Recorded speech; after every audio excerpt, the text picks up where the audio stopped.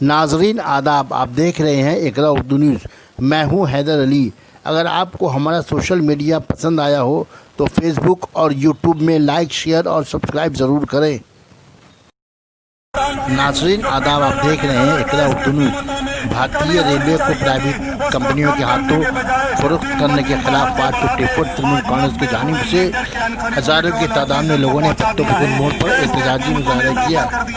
बड़े अफसोस के साथ कहना पड़ता है कि हमारा ट्रांसपोर्टेशन निजाम अगर गैस, पेट्रोल और डीजल की कमी ना हुई तो इसका कम होना मुश्किल हो जाता है। इससे ये बात साबित हो जाती है कि मरकजी हुकूमत, हिंदुस्तान की मरकजी हुकूमत जो आज बैठी है, ये सूबाई हुकूमत और हिंदुस्तान के आवाम के खिलाफ है, हिंदुस्तान के आवाम की पक्ष में नहीं है। अगर हिंदुस्तान के आवाम के पक्ष में होती तो हिंदुस्तान के आवाम की फलाह और बहबूद के लिए सोचती, हिंदुस्तान की भलाई के लिए सोचती, पेट्रोल और डीजल के कीमतों को जेर नाम करते, इतनी कम कर देती कि हमें शर्म से कहने की जरूरत नहीं पड़ती कि पड़ोसी मुल्क में 22 रुपए लीटर पेट्रोल हो गया, मगर हमारे मुल्क में 84 और 86 रुपए लीटर पेट्रोल पहुंच चुका है। हर मुल्क में पेट्रोल और डीजल की कीमतों में कमी की मरकजी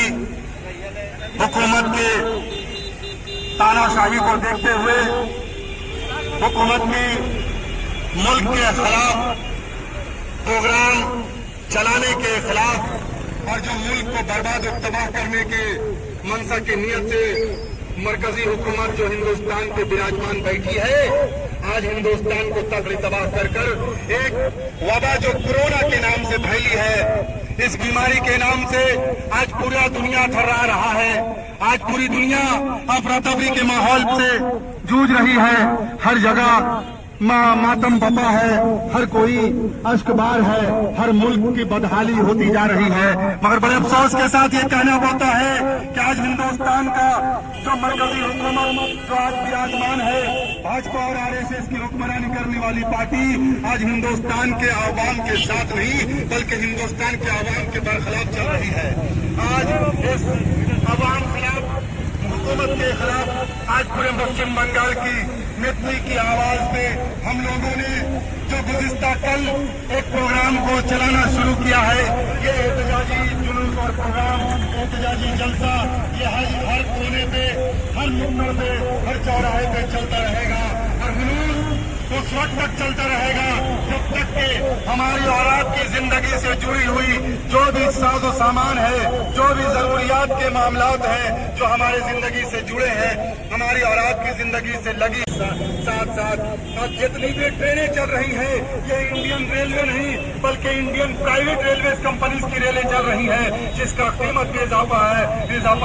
इसकी भाड़े भी इजाफे हैं, इसकी कीमतों में भी इजाफा है और इसमें बहुत से मामलात हैं जो पब्लिक के लिए मास आवाम के खिलाफ है। आज बड़े अफसोस के साथ कहना पड़ता है कि जब इंडियन रेलवे प्रोजेक्ट का रेल नहीं चल रहा तो आप क्यों प्राइवेट रेलवे को चला रहे हो? आप हुकूमत की रेल को चलाओ जिससे पब्लिक को फायदा पहुंचेगा। बड़े अफसोस के साथ कहना पड़ता है कि आज इंडियन रेलवे की हालत दिन से बदिन बदतर से बदतर होती जा रही है। हम लोगों ने देखा जो सब डिवीजन के एतबार से रेलवे प्रोजेक्ट के जो मशीनरीज हैं, जो सर्विस सेंटर हैं, उस सर्विस सेंटरों को बेचा जा रहा है, उस सर्विस सेंटरों को प्राइवेटाइज किया जा रहा है, प्राइवेट कंपनियों के हाथों में दिया जा रहा है। बड़े अफसोस के साथ कहता पड़ता है कि हमारी हुकूमत जो एक बात कर रही थी, हमारी हुकूमत जो हिंदुस्तान की पैगाम लेकर चल रही थी, हमारी हुकूमत जो हिंदुस्तान के अवाम के साथ चलना चाहती है और चलने की बात करती है। मैं पूछना चाहता हूं कि मरकज में बैठे बीजेपी की सरदारी करने वाली,